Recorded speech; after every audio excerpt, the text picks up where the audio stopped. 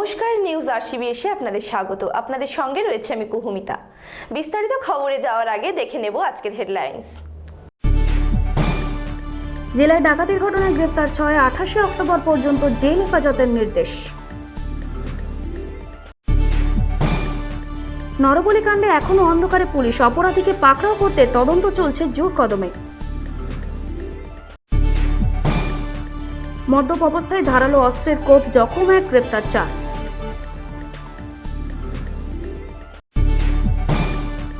হাতির হানায় জেরবার পশ্চিম মেদিনীপুরবাসী, ক্ষতিপূরণের দাবিতে পথ অবরোধ, বন দপ্তরের উদাসীনতার অভিযোগ। ব্যাংক ম্যানেজারের পরিচয় দিয়ে আর্থিক প্রতারণার অভিযোগ, ফোন কলের পরেই অ্যাকাউন্ট থেকে উধাও টাকা। হলদিয়ার সংস্থার পক্ষ থেকে জেলা সদর হাসপাতালে অ্যাম্বুলেন্স প্রদান, উপস্থিত পরিবহন মন্ত্রী। এখনো কাটেনি লক্ষ্মী পুজোর রেশ, জেলার একাধিক জায়গায় ধনদেবীর আরাধনার আনন্দ। অভাবকে পেরিয়ে সাফল্যের উড়ান, মুম্বাই আইআইটিতে সুযোগ পেল বঙ্গ সন্তান। রাসায়নিক সারের পরিবর্তে জৈব সার প্রয়োগে উদ্যোগে কৃষি দপ্তর, খুশি কৃষকেরাও। আসছে বিস্তারিত খবরে। জেলার বিভিন্ন এলাকায় ডাকাতির ঘটনায় গ্রেপ্তার হয়েছে 6 জন। আরও 3 দুষ্কৃতীর খোঁজে তল্লাশি চালাচ্ছে পুলিশ। ধৃতদের রবিবার তমলুক মহকুমা আদালতে তোলা হলে বিচারক তাদের 28 অক্টোবর পর্যন্ত জেল হেফাজতের নির্দেশ দিয়েছেন। ডাকাতির ঘটনায় গ্রেফতার 6। ধৃতদের নাম রহিম মল্লিক, শেখ নাসির, হানিফ শেখ, জয়দেব দাস, মজিদ সর্দার এবং সৈফুল গায়েন। রবিবার তাদের তমলুক আদালতে তোলা হয়। পুলিশ সূত্রে জানা গিয়েছে, গত 24শে সেপ্টেম্বর রাতে কাপাসপেড়িয়ার বাসিন্দা সনদেব সিংহের বাড়িতে ডাকাতির ঘটনা ঘটে। গত জুন মাসে তমলুকের কাঁকটিয়া এলাকাতেও ঠিক একই কায়দায় ডাকাতির ঘটনা ঘটে। গলায় ভোজালি ঠেকিয়ে ডাকাতি করে চম্পট দেয় দুষ্কৃতীরা। ঘটনার তদন্তে নেমে পুলিশ জানতে পারে, তমলুকের নারায়ণপুরের 2 বাসিন্দা এই ডাকাতির ঘটনার সঙ্গে জড়িত। এরপরেই পুলিশ রহিম মল্লিক এবং শেখ নাসিরকে আটক করে। তাদের জিজ্ঞাসাবাদ করেই উঠে আসে দলের বাকি সদস্যদের নাম।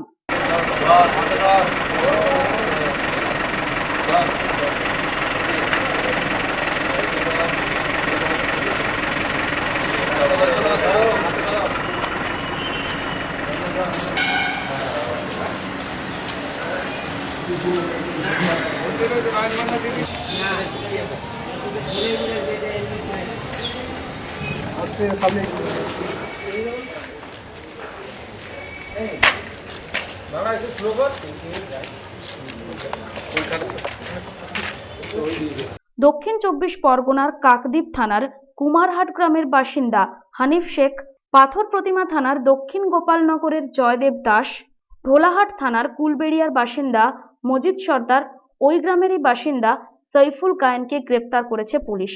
কাঁকটিয়ার ডাকাতির ঘটনায় জড়িত আরও 3 দুষ্কৃতীর খোঁজে তল্লাশি চালানো হচ্ছে। ধৃতদের রবিবার তমলুক মহকুমা আদালতে তোলা হলে বিচারক ধৃতদের 28 অক্টোবর পর্যন্ত জেল হেফাজতের নির্দেশ দিয়েছেন।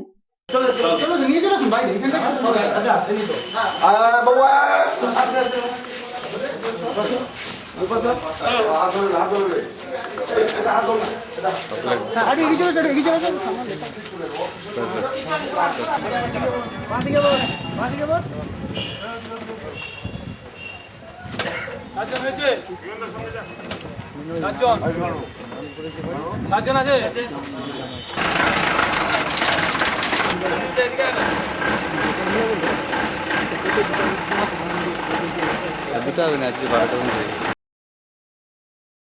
সেলিম আহমেদের রিপোর্ট, নিউজ আরসিবিএস। নাবালিকা কাণ্ডে অপরাধীদের পাকড়াও করার চেষ্টায় জোর কদমে তদন্ত চালাচ্ছে পুলিশ। প্রাথমিক তদন্তে উঠে এসেছে পরিকল্পনা মাফিক খুনের তত্ত্ব। স্থানীয় বাসিন্দাদের জিজ্ঞাসাবাদ করে ঘটনার সূত্র পাওয়ার চেষ্টা করছে পুলিশ। ঘটনার পর কেটে গিয়েছে 3 দিন। তমলুকে নরবলি কাণ্ডে এখনো অন্ধকারে পুলিশ। মহিলার পরিচয় এখনো পর্যন্ত জানা যায়নি, তবে অপরাধীকে পাকড়াও করার চেষ্টায় জোর কদমে চলছে তদন্ত। শনিবার সকালে তমলুক থানার গড়কিল্লা গ্রামে উদ্ধার হওয়া মহিলার মুন্ডহীন নগ্ন মৃতদেহকে ঘিরে দানা বাঁধছে রহস্য। ইতিমধ্যেই পুলিশের প্রশিক্ষিত কুকুর দিয়ে এলাকায় তল্লাশি চালানো হয়েছে।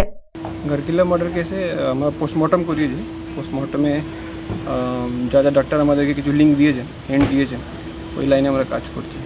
এখন কিছু ডেভেলপমেন্ট হলে আপনাদেরকে জানি। কী কী পেয়েছেন সবাই বিবাহিত এরকম জানতে পেরেছি ডাক্তারবাবু যিনি পোস্টমর্টম করেছেন, উনি যে আইও ছিল, ইনভেস্টিগেটিং অফিসারকে অনেকটা ক্লু দিয়েছেন, ওটা আমি এখন বলতে পারবো না। আমরা যেটা জানতে পেরেছি যে উনি কি বিবাহিত মহিলা ছিলেন, ক্লু থাকবে যেটা দেওয়ার দরকার সেটা দেওয়া দরকার নেই, কিন্তু না, এখন তো ওনাকে আমরা আইডেন্টিফাই করতে পারিনি উনি কে। উনি জানতে পারেন পোস্টমর্টম জানা গেছে কি বিবাহিত বলে, বিবাহিত অ্যাকচুয়ালি ওয়ান চাইল্ড মাদার। পোস্টমর্টমে জানা গেছে যে হ্যাঁ ওনার একটা সন্তান হতে পারে, শুধু এটা জানা গেছে। ডাক্তার বলেন একটা সন্তান হতে পারে। ঘটনার সাথে এক বা একাধিক বিকারগ্রস্ত মানুষ জড়িত থাকতে পারে বলে সন্দেহ পুলিশের। ময়নাতদন্তের পর পাওয়া প্রাথমিক রিপোর্ট অনুযায়ী জানা গিয়েছে মৃত মহিলা বিবাহিত এবং তার একটি সন্তানও রয়েছে। স্থানীয় বাসিন্দাদেরও জিজ্ঞাসাবাদ করে ঘটনার সূত্র পেতে চেষ্টা করছে পুলিশ। মনে হচ্ছে তান্ত্রিক বিদ্যা কিছু তো আছেই, যেন যেভাবে দেখা যাচ্ছে। আর এখানকার লোক তো জড়িত নিশ্চয়ই আছে, নাহলে বাদ থেকে তো আর এখানে আসবে না। কত রোড সাইড আছে, ঝিল আছে, আপনার আরও কত বন জঙ্গল আছে, সেগুলো তো আর এখানে হচ্ছে না। এখানের মধ্যে না লোক থাকলে এখানে যে এই জায়গাটা নিরাপদ জায়গা, এই বান বুরুজ এবং এখানে রাত্রে নিঝুম থাকে, এই জায়গায় অপারেশনটা ভালো হবে, সেই পজিশন মানে এখানকার লোক নিশ্চয়ই, ছেলে হোক মেয়ে হোক, যেই না কেউ না কেউ হোক আছে নিশ্চয়ই। নাহলে এইভাবে একটা কাটা মুন্ডুকে নিয়ে মিডিলে এইভাবে অপারেশন করা, এগুলো তো ঠিক না। আর যেসব যাত্রার কাজ না, আর এইসব করতে গেলে 2-4 জন লোক দরকার, একার দ্বারে কাজ হবে। আশেপাশের তান্ত্রিক জ্যোতিষীদেরও জিজ্ঞাসাবাদ করার প্রক্রিয়া চলছে। পরিকল্পনা মাফিক খুনের তত্ত্ব উঠে এসেছে প্রাথমিক তদন্তে, কারণ স্থানীয় বাসিন্দা ছাড়া এই শুনশান পানের বরজের হদিশ বাইরের লোকের পক্ষে জানা সম্ভব নয়, এই যুক্তিও দেখিয়েছেন কেউ কেউ। পূর্ব মেদিনীপুর জেলায় 3টি মহিলার মুন্ডহীন দেহ পাওয়া গেছে, এটা নিয়ে একটা এটা জানা গেছে নন্দীগ্রামে পাওয়া গেছে কিছু মহিলাদের দেহ, তমলুকে পাওয়া গেছে। এটা আমরা শুনেছি, পুলিশ যে আছে ওটাই তদন্ত করবে। এটা যদি মানে প্রিলিমিনারি বোঝা যাচ্ছে যে কিছু তন্ত্রের ব্যাপার আছে, কিন্তু পুরো হয়তো তদন্ত না করে আমরা তো কিছু রকম মন্তব্য দিতে পারবো না, তবে পুলিশ ভালো করে তদন্ত করছে। পরিকল্পনা মাফিক ঠান্ডা মাথায় খুন করে সেটাকে তন্ত্র সাধনার রূপ দেওয়া হয়েছে বলে ধারণা করা হচ্ছে। বঙ্কিম বর্ণিত কপালকুণ্ডলা উপন্যাসের কাপালিকের ছায়া কি এবার গড়কিল্লায়? প্রশ্নের উত্তর খুঁজতেই শিহরিত হচ্ছেন স্থানীয় বাসিন্দারা। পূর্ব মেদিনীপুর জেলার তমলুক থানার গড়কিল্লা গ্রাম, আর এই গ্রামে 15 তারিখ সকালে উদ্ধার হয়েছিল মুন্ডহীন নগ্ন মহিলার দেহ। কেউ বলছে তান্ত্রিক সাধনার জন্য এই খুন করা হয়েছে, কেউ বলছে পরিকল্পনাভাবে এই খুন করা হয়েছে। পুলিশ এখনো পর্যন্ত কোনো কিনারা করতে পারেনি এই খুনের। তবে ময়নাতদন্তে প্রাথমিক তদন্তে জানা গেছে যে এই মহিলার বিবাহিত এবং এক সন্তানের মা। ইতিমধ্যেই পুলিশ বিভিন্নভাবে তদন্ত শুরু করেছেন। গ্রামে যে সমস্ত বাড়িতে নতুন কেউ আত্মীয় এসেছিল কিনা এবং সমস্ত গ্রামের তান্ত্রিক এবং পুরোহিতদেরকে থানায় ডেকে জিজ্ঞাসাবাদও করা হয়েছে। তবে পুলিশ এখনো পর্যন্ত এই খুনের কিনারা করতে পারেনি। ক্যামেরায় সৌমিত্র বেরার সঙ্গে জাহাঙ্গীর বাদশাহ, RCBS নিউজ। জাহাঙ্গীর বাদশাহ রিপোর্ট, নিউজ RCBS। মদ্যপ অবস্থায় ধারালো অস্ত্র দিয়ে আঘাতের অভিযোগ এক ব্যক্তির বিরুদ্ধে। রবিবার দুপুরে ঘটনাটি ঘটেছে ভগবানপুর থানার মির্জাপুর গ্রামে। আহত যুবক বর্তমানে হাসপাতালে চিকিৎসাধীন।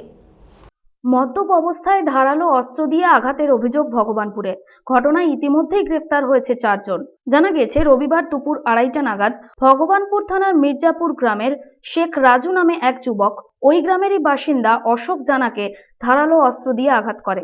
ঘটনাস্থলে পুলিশ পৌঁছলে পুলিশকে ঘিরে বিক্ষোভ দেখায় গ্রামবাসীরা। ঘটনার পরই চম্পট দেয় শেখ রাজু। পরে গ্রামবাসীরাই শেখ রাজুকে পুলিশের হাতে তুলে দেয়। ঘটনার সাথে জড়িত সন্দেহে শেখ রাজুর 3 ভাইকেও গ্রেপ্তার করা হয়েছে। আহত অশোক জানা ভগবানপুর হাসপাতালে ভর্তি।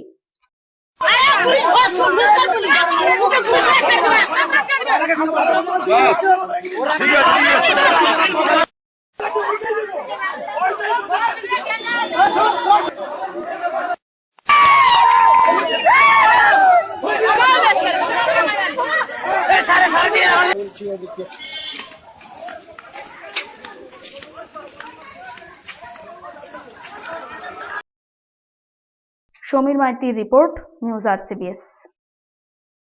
হাতির তাণ্ডবে অতিষ্ঠ পশ্চিম মেদিনীপুরবাসী। এ ব্যাপারে একাধিকবার বন দপ্তরকে জানালেও কোনো ব্যবস্থা নেয়নি, এমনটাই অভিযোগ স্থানীয় বাসিন্দাদের। ক্ষতিপূরণের দাবিতে শনিবার লালগড় মেদিনীপুর রাজ্য সড়ক অবরোধ করে বাসিন্দারা। পরে বন দপ্তরের আধিকারিকেরা ঘটনাস্থলে এসে ক্ষতিপূরণের আশ্বাস দিলে অবরোধ ওঠে। হাতির উৎপাতে জেরবার পশ্চিম মেদিনীপুরবাসী। জানা গেছে, সপ্তাহখানেক ধরে পশ্চিম মেদিনীপুরের সদর মহকুমায় তাণ্ডব চালাচ্ছে দলমা পাহাড়াঞ্চল থেকে আগত একটি হাতির পাল। এই হাতির পালটিতে রয়েছে প্রায় 115টি হাতি।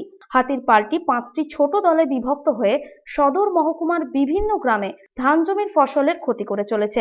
আমাদের ক্ষোভ হচ্ছে যে জঙ্গল থেকে হাতি মাঠে নেমে প্রচণ্ড ক্ষয়ক্ষতি করছে। এ নিয়ে ফরেস্টার, ডিওপো, রেঞ্জার কোনো রকম মাথা ঘামায়নি। কদিন ধরে হাতিগুলো আছে? 3-4 দিন ধরে ক্ষয়ক্ষতি। কতগুলো আছে? 50-60টার উপর। কি ক্ষতি হয়েছে? কি প্রচণ্ড ধানের ক্ষতি করছে। ফসল নষ্ট কত বিঘা? প্রায় কয়েকশো একর জমি নষ্ট করে দিচ্ছে। এ ব্যাপারে বন দপ্তরের উদাসীনতার অভিযোগ এনেছেন এলাকাবাসী। ক্ষতিপূরণের দাবিতে শনিবার সকালে শালবনী এলাকায় লালগড় মেদিনীপুর রাজ্য সড়ক অবরোধ করেন স্থানীয় বাসিন্দারা। তাদের অভিযোগ, গত 8 দিন আগে থেকে হাতির পাল জঙ্গল থেকে বেরিয়ে ধান জমির ওপর হামলা করে। ইতিমধ্যেই হাতিদের হামলায় প্রায় 100 একর জমির ফসল ক্ষতিগ্রস্ত। জানিয়েছিলেন ফরেস্ট অফিস? হ্যাঁ, ফরেস্টারকে জানিয়ে সামনে আমাদের বিট অফিস আছে, বিট অফিসার আছে, ওনাকে আমরা জানিয়েছি। কি বলছেন উনি? উনি বলছে আমরা প্রশাসনিকভাবে একদিন তাড়িয়েছিলাম, আবার তাড়াবো, কিন্তু উনি আমাদেরকে পর্যাপ্ত পরিমাণে ডিজেল, হুলা, লাইট, শার্ট, বম কোনো রকম সাহায্য করছে। তাহলে আপনারা কি চান এখন? আমরা এখন চাই যাতে ডিওপো, রেঞ্জার, বিট অফিসার এসে হাতি যাতে না ক্ষয়ক্ষতি করে, তার জন্য আমরা অবরোধ করেছি। ক্ষয়ক্ষতির দেখে যাক এবং হাতি যেমন না মাঠে নামে তার একটা ব্যবস্থা। একাধিকবার এ বিষয়ে বন দপ্তরে জানালেও তারা কোনো ব্যবস্থা নেয়নি বলে অভিযোগ। তাই বাধ্য হয়েই পথ অবরোধে নেমেছেন, এমনটাই দাবি স্থানীয় বাসিন্দাদের। শনিবার সকাল 9টা থেকে প্রায় বেলা 2টো পর্যন্ত চলে অবরোধ। ব্যাহত হয় যান চলাচল। ঘটনাস্থলে পৌঁছয় শালবনী থানার পুলিশ। তাতেও অবরোধ তোলেনি ক্ষিপ্ত জনতা। পরে বন দপ্তরের আধিকারিকরা ঘটনাস্থলে যান। ক্ষতিপূরণের আশ্বাস দিলে অবরোধ তুলে নেয় গ্রামবাসীরা।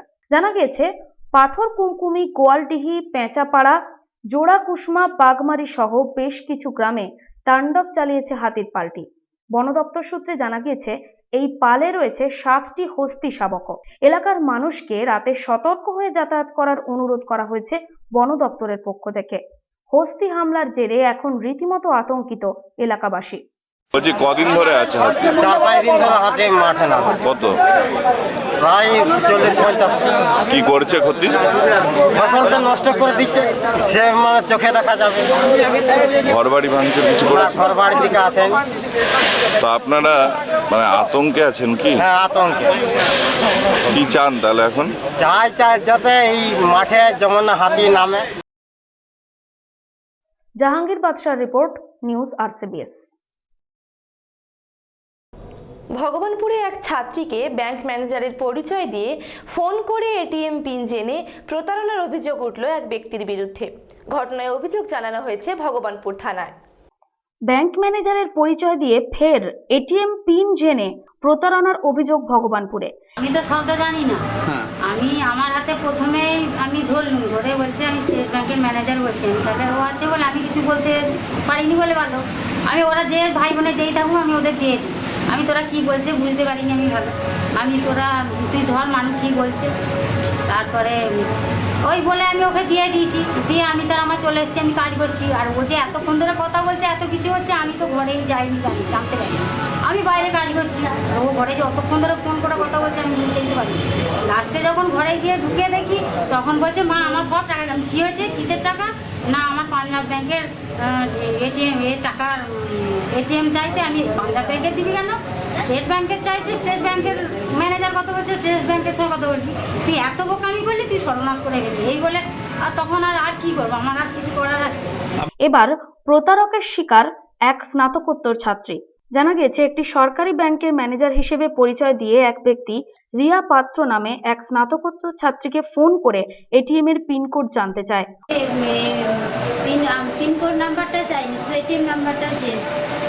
এটিএম নাম্বারটা দেওয়ার পর মেসেজ যাবে, ওটিপি নাম্বারগুলো বলবে। এবার বলেছি, এবার যে আমার যে ব্যালেন্সগুলো কেটে নিচ্ছে, তখন সে মেসেজ আর দেখতে পাইনি আমি। তারপরে ওরকম অনেকবার ওটিপি নাম্বার চেয়েছে, দিয়েছি। দেওয়ার পরে লাস্টে আমি যখন দেখতে পাই আমার ব্যালেন্স আছে 27,000 টাকা, তখন আমি বলছি আমার কী হলো, আমার তো এত টাকা, আমার তো অনেক টাকা ছিল, এত টাকা তো কম হওয়ার কথা না। তখন আমি দেখে বলছি আপনি যে করছেন, আমার ব্যালেন্স কমে গেল কেন? না আপনার ব্যালেন্স করা হচ্ছে, আপডেট করা হচ্ছে। আপডেট করা হলে কোনোদিন কমে নাকি এরকম? আপনি আমার কেটে নিলেন, এরকম কেটে নিচ্ছেন।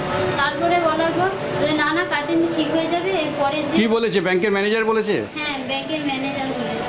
কোন ব্যাংকের ম্যানেজার বলেছে? প্রথমে বলেছিল স্টেট ব্যাংকের ম্যানেজার। কত হাজার টাকা গেছে? আমার গেছে 49,561 টাকা। পরে ওই একই ব্যক্তি রিয়ার কাছে আরও একটি রাষ্ট্রায়ত্ত ব্যাংকের এটিএম নাম্বার জেনে নেয়। এরপরেই রিয়ার অ্যাকাউন্ট থেকে গায়েব হয়ে যায় প্রায় 49,000 টাকা। প্রথমে ফোন করেছিল, আমার মা ধরেছিল। এবার মা বলছে, আমি বলছি কে ফোন করেছে? না ব্যাংক থেকে ফোন করেছে, ধরেছি। তারপর বলছে আপনি কে বলছেন? আমি স্টেট ব্যাংক থেকে ম্যানেজার বলছি। বলছি কী হয়েছে? না এটা কাজলরানী পাত্র নাম্বার তো? বলছি হ্যাঁ। না আপনারা স্টেট ব্যাংকে এটিএম আছে, ওটা বন্ধ হয়ে আছে, ওটা চালু করতে হবে। তখন আমি বলি ওটা চালু করতে হবে, আচ্ছা তাহলে চালু করে দিন। না চালু করতে হলে আপনার এটিএমের নাম্বার দরকার। আমি বলছি আচ্ছা দিচ্ছি, তাহলে এটিএমের নাম্বার দিয়েছি। কোন নাম্বারটা দেখাও? হ্যাঁ, এই নাম্বারগুলো দিয়েছি। দেওয়ার পর বলছে আচ্ছা ঠিক আছে, এবার মেসেজ যাবে, মেসেজে ওটিপি নাম্বার আসবে, ওই ওটিপি নাম্বারটা বলবেন, 6টা নাম্বার। বলছে আচ্ছা ওটিপি নাম্বারটা বলবো। বলছে ওটিপি নাম্বারটা চেয়েছে, দিয়েছি। দেওয়ার পর মানে এবার এই মেসেজটা ডিলিট করে দিন, নাহলে অন্য ওই মেসেজটা যাবে না। ঘটনার অভিযোগ জানানো হয়েছে ভবানীপুর থানায়। আবার এই মেসেজ পাঠিয়েছে, সেই নাম্বারটা দিয়েছে যে আপনার অন্য ব্যাংকের অ্যাকাউন্ট আছে, এটার সঙ্গে হচ্ছে না, আপনার পাঞ্জাব ব্যাংকের অ্যাকাউন্ট আছে? বলছে হ্যাঁ আমারও আছে। না তাহলে দিন, ওর সঙ্গে দুটো একসঙ্গে করে চালু করবো। বলে আমি যে আমারও এটিএম নাম্বারটা চাইতে আমি দিয়েছি।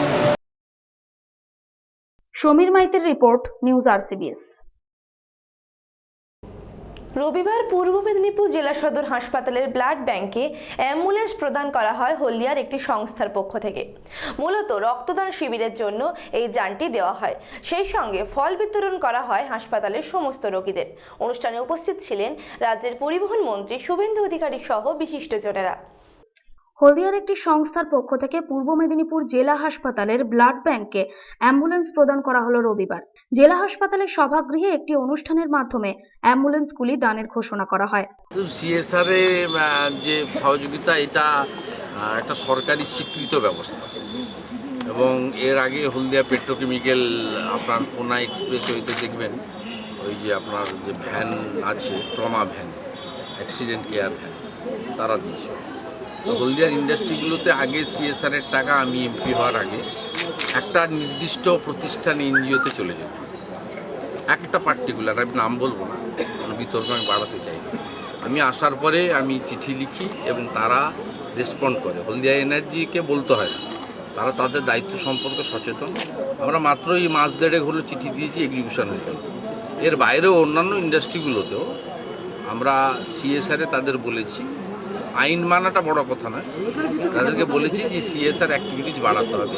আমরা তো গত 5 বছর ধরে হলদিয়াতে আমাদের যে তাপবিদ্যুৎ কেন্দ্র তার নির্মাণ কাজে এবং পরবর্তী অধ্যায়ে যেই তাপবিদ্যুৎ কেন্দ্র চালনা করার নিয়োজিত আছি, এবং এর সঙ্গে আমরা মনে করি যে আমাদের কিছু সামাজিক দায়বদ্ধতা আছে, সেটা আইনানুগভাবে যতটা না আছে, আমরা মনে করি যে আমাদের নিজস্ব কিছু দায়বদ্ধতা আছে, এবং সেইতে মেনেই আমরা কিন্তু বিভিন্ন ধরনের কাজকর্মের মধ্যে লিপ্ত থাকি।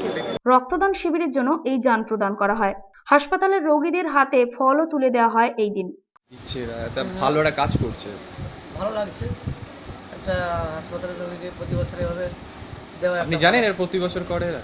বলছে তো এসে যে আমরা প্রতি বছর এই লক্ষ্মী পুজোর দিন এটা দিই। ব্যক্তিগতভাবে তো অনেকে অনেক মানে এত সুন্দর একটা ভালো কাজ। হ্যাঁ হ্যাঁ, এটা ভালো। গোটা হাসপাতালকে এই ধরনের স্বাস্থ্যকর খাবার, হ্যাঁ হ্যাঁ, এটা খুব ভালো, তো ভালোই কাজ করে এটা। অনুষ্ঠানে উপস্থিত ছিলেন পরিবহন মন্ত্রী শুভেন্দু অধিকারী, জেলা শাসক রশ্মি কমল, জেলা পরিষদের সভাধিপতি মধুরিমা মণ্ডল, জেলার মুখ্য স্বাস্থ্য আধিকারিক নিমাই চন্দ্র মণ্ডল, তমলুক পৌরসভার পৌরপিতা রবীন্দ্রনাথ সেন ও কারখানার কর্মকর্তারা। বিগত 12 বছর এই তমলুক জেলা হসপিটাল এবং সঙ্গে নন্দকুমার ব্লক হসপিটালেও আমরা ফল দুধ বিতরণ করি। এবছরও তাই আমরা এই আজকের দিনে মানে লক্ষ্মী পুজো উপলক্ষে আমাদের এই অনুষ্ঠানটা হয়। আমরা এই লক্ষ্মী পুজোতেই এবছর আজকের দিনে অর্থাৎ রবিবার আমরা ফল দুধ দান করতেছি। আমরা এবছর দিয়েছি ফল বলতে আপেল, মৌসুম্বি এবং কলা। এটা কি গোটা না হাসপাতালকে না গোনা কয়েকজনকে? না না না, পুরো হাসপাতালকে আমরা এটা করছি। দনিপুরের আমাদের পৌরসভার ঠিক বর্ডারেই ওখানে জাগ্রত প্রতিভা ক্লাব প্রতি বছরের ন্যায় এবছরও হসপিটালে রোগীদের মধ্যে দুধ, ফল, বিস্কুট বিতরণ করছেন।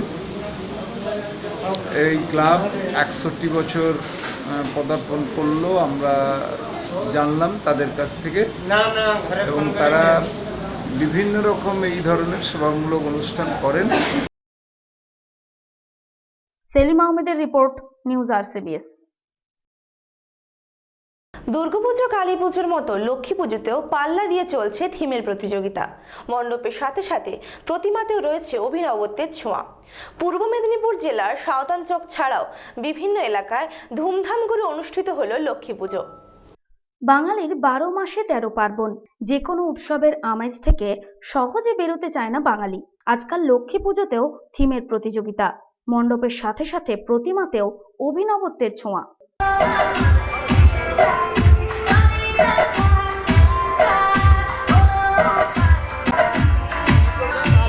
একটু ঠিক হয়, নাহলে যেটা চালবে ভোল্টেজ বেড়ে গেলে ভালো উঠবে।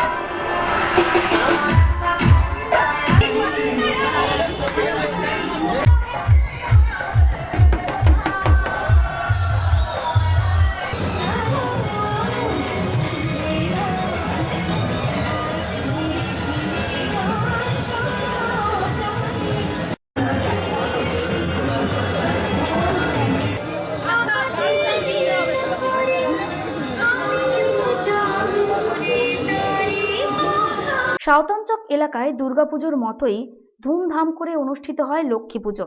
5 থেকে 7টি পুজো প্রায় পাশাপাশি অনুষ্ঠিত হয় এখানে। এ বলে আমায় দেখ, তো ও বলে আমায়। মণ্ডপ এবং প্রতিমা দেখতে নামে মানুষের ঢল। সাঁওতানচক ছাড়াও জেলার বিভিন্ন জায়গায় অনুষ্ঠিত হলো লক্ষ্মী পুজো। চক আমরা কজন ক্লাবের পক্ষ থেকে বিগত বছরগুলির ন্যায় এবছর আমরা মানুষের মনোরঞ্জনের চেষ্টা করেছি আমাদের মূল আকর্ষণ পুজো মণ্ডপের সাহায্যে। আমাদের এবছরের থিম কলকাতা হাইকোর্ট, যা ভারতবর্ষের সবথেকে পুরনো এবং অন্যতম একটি নিদর্শন। সেই নিদর্শনকে সামনে রেখে আমরা এবছর আদালত বা গণতান্ত্রিক ব্যবস্থার যে মূল স্তম্ভ তার মধ্যে অন্যতম এক বিচার ব্যবস্থা, তাই কলকাতা হাইকোর্টকে আমরা সামনে রেখে এই বিশৃঙ্খল এবং হরিজন সমাজকে টিকে রাখতে সবথেকে বেশি যে ভূমিকা নেয় তা হলো বিচার ব্যবস্থা। Bureau report, news RCBS। অভাবকে উপেক্ষা করে মুম্বাই IITর উদ্দেশ্যে পাড়ি দিল বাংলার সন্তান। বাংলার মধ্যে সে রয়েছে দ্বিতীয় স্থানে। তার এই সাফল্যে খুশি তার মা বাবা সহ পরিবার পরিজন এবং স্কুলের শিক্ষকেরা। অভাবকে বুড়ো আঙুল দেখিয়ে শুরু হলো স্বপ্নের উড়ান। বাংলার প্রত্যন্ত গ্রামের সন্তান পাড়ি দিল IITর উদ্দেশ্যে। পশ্চিম মেদিনীপুরের ঘাটাল থানার মনসুকা 1 নম্বর গ্রাম পঞ্চায়েতের আনন্দপুর গ্রামের চন্দন রায় মুম্বাই IIT এয়ারোস্পেস ইঞ্জিনিয়ারিং এ পড়ার সুযোগ পেল। স্কুলের ছাত্র, আমাদের বিদ্যালয়ের প্রধান শিক্ষক অসীম বাবু, আমি নাম ধরেছি না যদিও, বিশেষ সাহায্য করেছেন। বড় আঙুলের কিঙ্কর দাস, নিত্যানন্দ বাবু, তাপস বাবু খুবই সাহায্য করেছেন ফিজিক্স, কেমিস্ট্রি, ম্যাথ, এবং ছিলেন আমাদের নির্মল বাবু, ভাগ্যধর বাবু ছিলেন, ওনারা বিশেষ সহায়তা করতেন। এবং আমি বই হয়তো 2-3বার করে আমি রিডিং দেওয়ার পরে অন্যান্য ইংলিশ ভার্সন বইগুলো আমি মানে লিখে লিখে আমি সাফল্য পেয়েছি এবং আমি ভবিষ্যতে সায়েন্টিস্ট হতে চাই। এই সাফল্যের অবদান বাবা মার বেশি এবং শিক্ষক শিক্ষিকা স্কুলের প্রধান শিক্ষক অবদানও খুবই কম। দিনে কত ঘন্টা করে পড়তে? দিনে 15 ঘন্টা করে পড়তাম। সারা দেশের মধ্যে চন্দন পেয়েছে 314তম স্থান, কিন্তু বাংলার মধ্যে সেই দ্বিতীয়। ভর্তির পর্ব ইতিমধ্যেই শেষ। 24শে অক্টোবর থেকে শুরু হতে চলেছে ক্লাস। চন্দন রায় হুগলি জেলার কিশোরপুর ভিসি হাই স্কুল থেকে উচ্চ মাধ্যমিক পাশ করে রামকৃষ্ণ মিশন নরেন্দ্রপুরে গণিত বিভাগে ভর্তি হয়েছিল। তারপরই আইআইটির জন্য এন্ট্রান্স। 11ই আগস্ট সেই পরীক্ষার ফল প্রকাশিত হয়। স্বাভাবিকভাবেই সন্তানের এই সাফল্যে আনন্দিত চন্দনের বাবা মা, খুশি স্কুলের শিক্ষকরাও। আমার ছেলে ছোটবেলা থেকেই লেখাপড়ার মানে খুব একটা ভালো ছিল, যে ওকে কোনোদিন বই নিয়ে বলতে হয়নি যে তুমি পড়ো করে এরকম ধরনের বলতে হয়নি। অতএব ওর পড়াশোনা এতই জেদ ছিল যে রাত্রিতেও 1-1.5 ঘন্টা ঘুমাতো, তারপরে ওই সবসময় বই নিয়েই থাকতো। তবে আমাদের রাস্তাঘাটের অবস্থাটা খুবই খারাপ, যাতায়াতের পক্ষে খুব অসুবিধা হতো। আমাকে ডমলকে যেতে হতো, বন্যার সময় আমাদের এখানে 1 হাঁটু করে জল হয়ে যেত, সাইকেল বাঁধে তুলে দিতে হতো, সেই সাইকেল নিয়ে যেত। আবার আমি ওই রাত্রি 10টা-11টার সময় ওখান থেকে আসতুম, এসে ওই সাইকেল পার করে নিয়ে আসতো। চন্দনের বাবার ভুসিমাল দোকান রয়েছে ওই গ্রামে।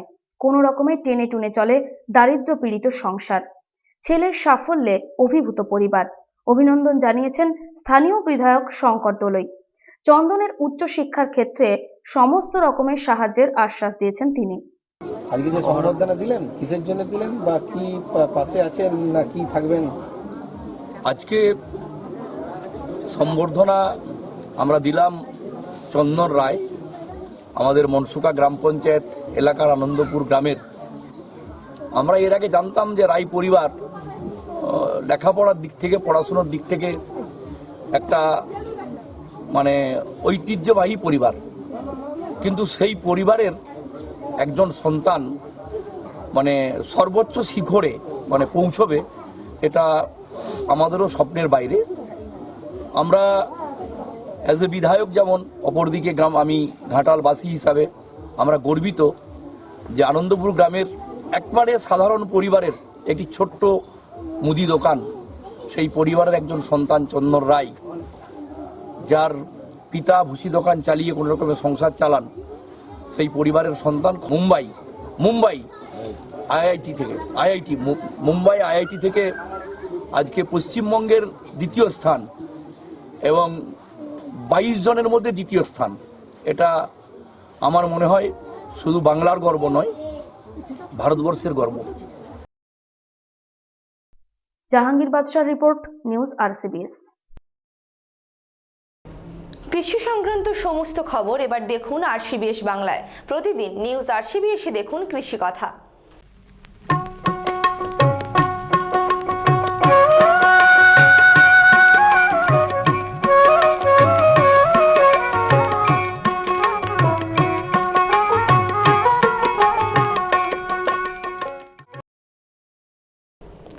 রাসায়নিক সার ব্যবহারের পরিবর্তে জৈব সার ব্যবহারে মাটির উর্বরতা শক্তি বৃদ্ধি পায়।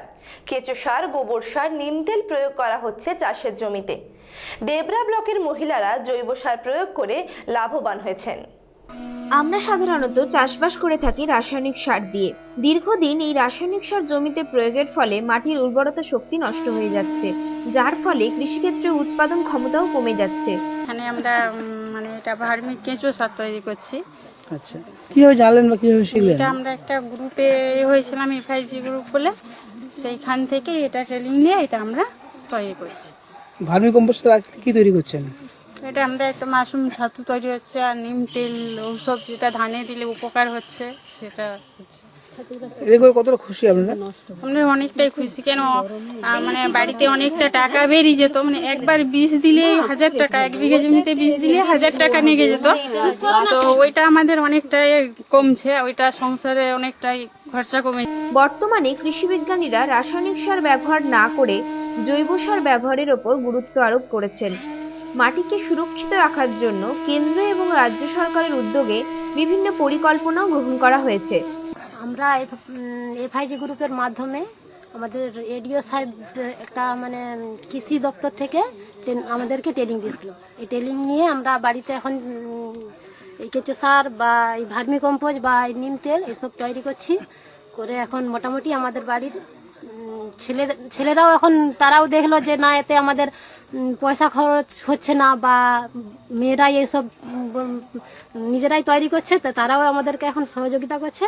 এতে আমরা অনেকটাই উপকৃত।